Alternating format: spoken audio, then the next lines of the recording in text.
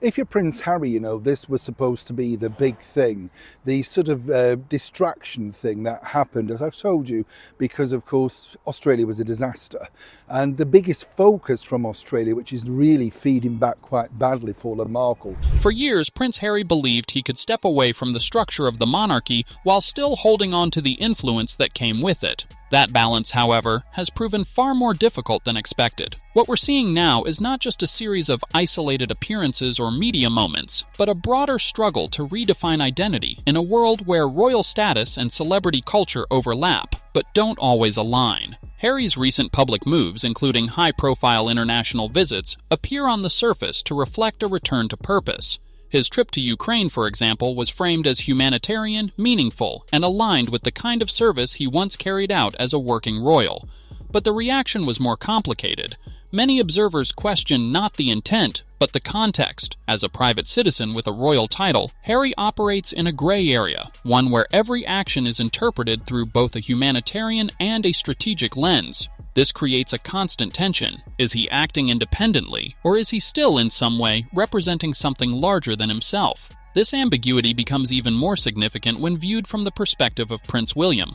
William is not just Harry's brother. He is the future king. His decisions are shaped not by personal feelings alone, but by the long-term stability of the monarchy. From his standpoint, the issue is not simply what Harry does, but what it represents. Every appearance, every interview, every project has the potential to influence public perception of the institution William will one day lead. I, William, Prince of Wales, pledge my loyalty to you, and faith and truth I will bear unto you, as your liege man of life and limb. So help me God. Over time, this has led to a quiet but very real shift. Harry is no longer seen as part of the working royal framework. This isn't something that has been loudly gaucheted or dramatically enforced. It has happened gradually, through absence rather than confrontation. Invitations become selective, roles become limit. Visibility within official channels decreases. It's a strategy rooted in control rather than conflict. By not reacting openly, the palace avoids escalating tensions while still maintaining a clear boundary. There is also a historical layer to the situation that cannot be ignored. Comparisons are increasingly being drawn between Harry and King Edward VIII, later known as the Duke of Windsor. While the circumstances are different, the underlying theme is similar: a senior royal stepping away from duty and attempting to build a life outside the institution, while still being defined by it. Edward VIII and Wallis Simpson became global figures, moving through elite social circles, relying on their status to maintain relevance.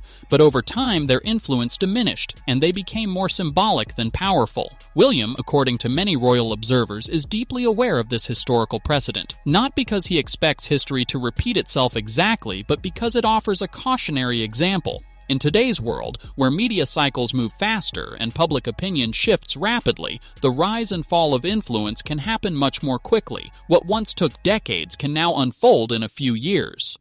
My father's first words on entering Westminster Abbey yesterday were a pledge of service. It was a pledge to continue to serve, because for over 50 years, in every corner of the UK, across the Commonwealth, and around the world. At the same time, Meghan Markle plays a central role in shaping this narrative. Her approach to public life is very different from the traditional royal model, where the monarchy values restraint, continuity, and subtlety. Meghan's strategy often leans toward visibility, branding, and direct engagement with audiences. This difference in approach has been both a strength and a challenge. It allows her to connect with modern audiences in ways traditional royals cannot, but it also places her at odds with an institution that relies on carefully controlled messaging.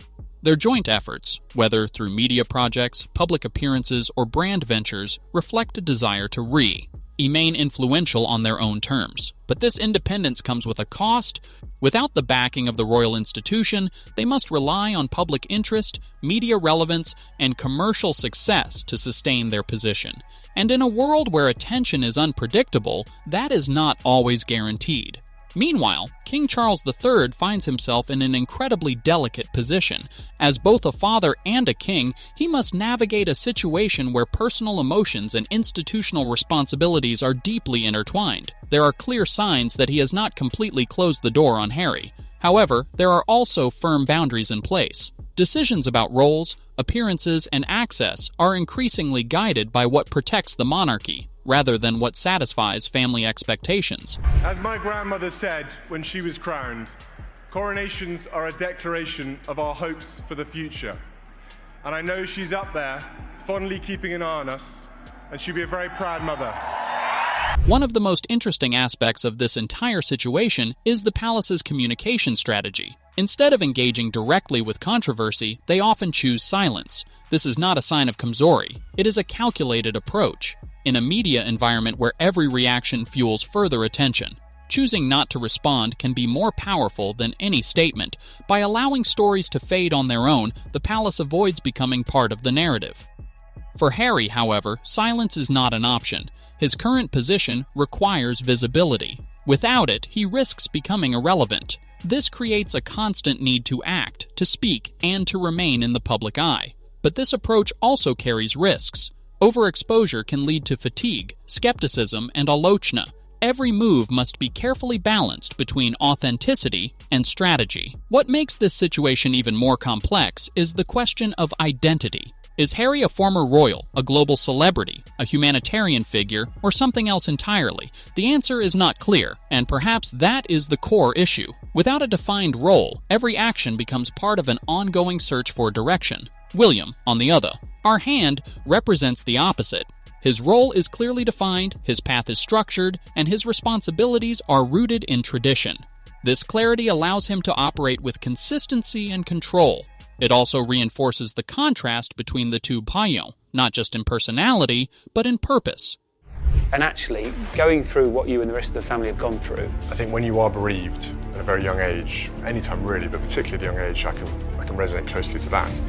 You feel pain like no other pain, and you know that in your life it's going to be very difficult to. As the monarchy moves forward, this contrast will only become more pronounced. William is preparing for a future where stability, trust, and continuity are essential. Harry is navigating a present where change, adaptability, and personal expression take priority. Both approaches have value, but they do not easily coexist within the same framework. Looking ahead, the key question is not whether Harry will return to the royal fold, but whether a new model can emerge, one that allows him to maintain his independence while still respecting the boundaries of the institution. So far, that balance has proven difficult to achieve. In the end, this is not just a story about conflict or controversy.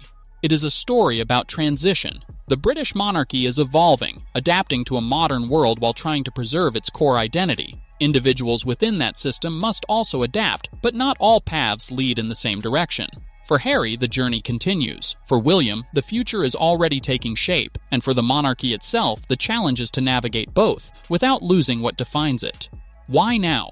What could push William to act sooner than expected, and what would it really mean for the future of the monarchy? Is this a quiet transition in motion, or something far more urgent behind the scenes? If you're following every twist in this story, make sure to like, subscribe, and turn on notifications so you don't miss what happens next.